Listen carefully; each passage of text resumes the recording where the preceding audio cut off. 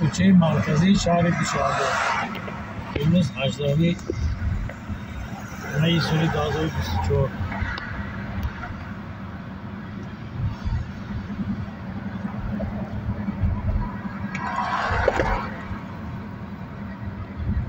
امروز پگاهی باران خیلی زیاد بود.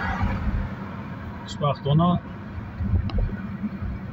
پس از ظهر آفتاب عالم‌آرا فضای دوشنبه عزیز را فرا گرفت و هوا خیلی تازه و خیلی آزاده بود.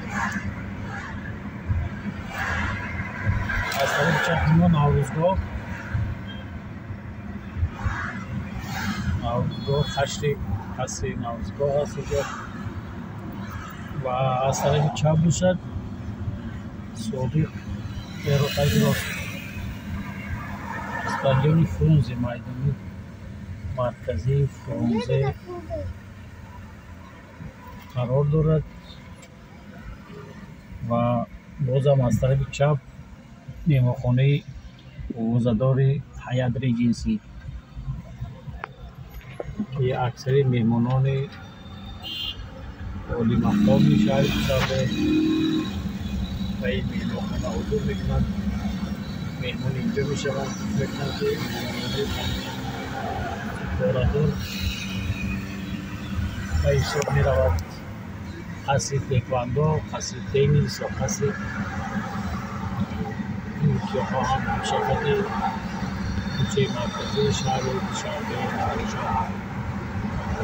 عجب شهر زیبا، عجب شهر نشین است شهر دوشنبه، مخصوصا در کوچه های مرکز، مخصوصا شبانه گشتن خیلی گواراست. از طرف راست ما باز مرکز اسماعیلی است. یعنی دیوارهایی که میبینیم دیوارهای مرکز اسماعیلی هستند. از اون بعد میبینیم ما به شهرک قره‌بالا، خریعی بالا که با زبان امروزه نام شفا بخش شهر است.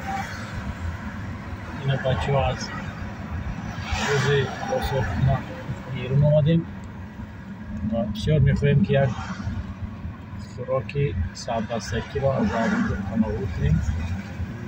بسیار جناب آقای اردشیر بخواهند که با یکان چی تناول کنند.